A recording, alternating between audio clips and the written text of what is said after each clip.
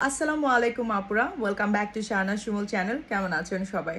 অনেক দিন ধরে সোশ্যাল মিডিয়াতে খুবই হাইপ হচ্ছে রাজ কোথায়, আর তাকে খুঁজছেন জনপ্রিয় নায়িকা নূপুর।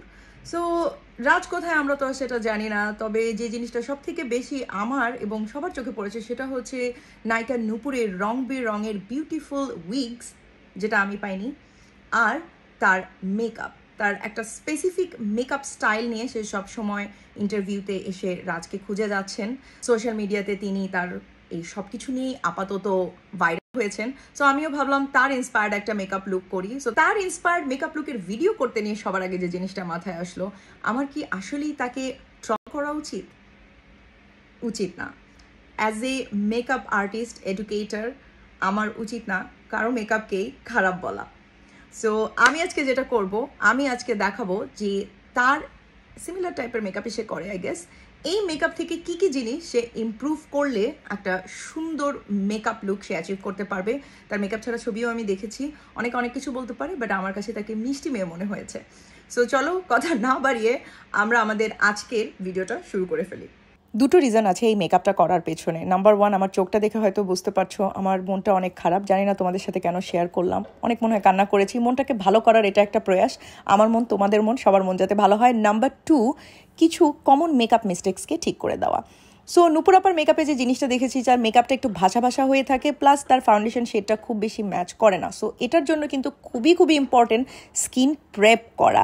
যেমন আমি এখানে একটা ভিটামিন সি সেরাম অ্যাপ্লাই করে নিয়েছি, তারপরে আমার পোর্সকে ক্লক করবে না এমন একটা ময়শ্চারাইজার অ্যাপ্লাই করে নিয়েছি, দেখতেই পাচ্ছ বিশাল বড় একটা ব্রন যেহেতু হয়েছে। আর তারপরে আমি অ্যাপ্লাই করে নিচ্ছি একটা সেরাম, যেটা কিনা প্রাইমার, আমার মেকআপটাকে গ্রিপ করে রাখবে। নায়িকা নূপুরের ফাউন্ডেশন শেডটা পুরোপুরি ম্যাচ হয় না, তার অনেকগুলো রিজনের মধ্যে একটা হচ্ছে যে উনি প্রপারভাবে কালার কারেক্ট করেন না, এই জন্য মেকআপটা বেশ অ্যাশি কিন্তু লাগে। এই জন্য আমি একটা অরেঞ্জ কারেক্টার দিয়ে আমার মুখের যেখানে ডার্ক সার্কেল পিগমেন্টেশন আছে সেখানে অ্যাপ্লাই করে নিচ্ছি। ফাউন্ডেশন ম্যাচ করার সময় স্কিনের আন্ডারটোন বুঝে তারপরে ম্যাচ করতে হবে। একটু ব্রাইট শেড অ্যাপ্লাই করলেও কিন্তু তখন প্রবলেম হয় না। উনি যেটা করছেন, উনি একদম ডিফারেন্ট আন্ডারটোনের একটা ফাউন্ডেশন এবং লাইট ফাউন্ডেশন ব্যবহার করার কারণে ওনার মেকআপটা ভেসে উঠছে আর অ্যাশি লাগছে।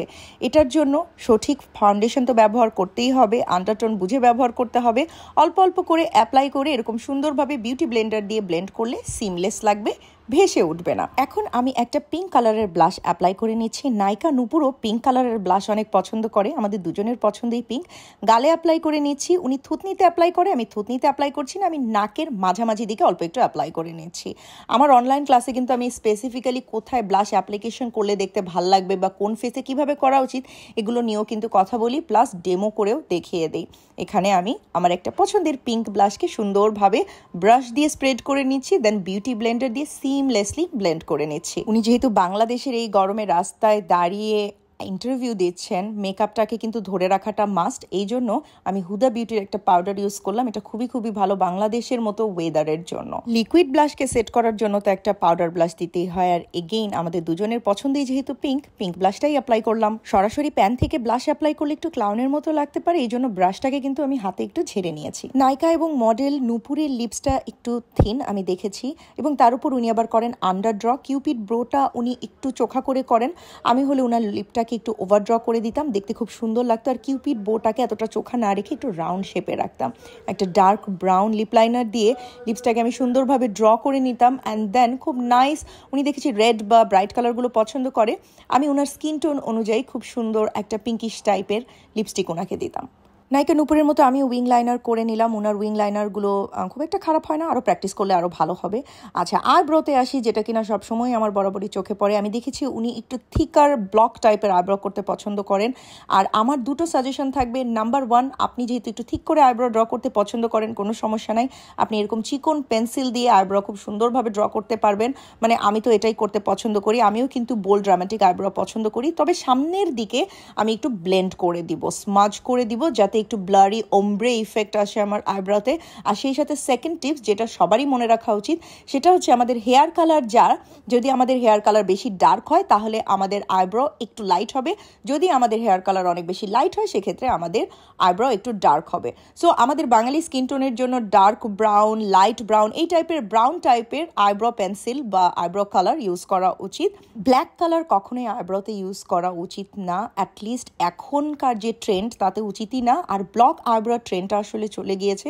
সো উনি যদি আইব্রোর সামনের দিকে একটু স্পুলি দিয়ে স্মাজ করে নেন তাহলে কিন্তু জিনিসটা দেখতে ভালো লাগে। মডেল নূপুরকে দেখেছি সিলভার কালারের হাইলাইটার ইউজ করে। আমি হলে অ্যাকচুয়ালি শ্যাম্পেইন বা গোল্ডেন কালারের হাইলাইটার প্রেফার করতাম।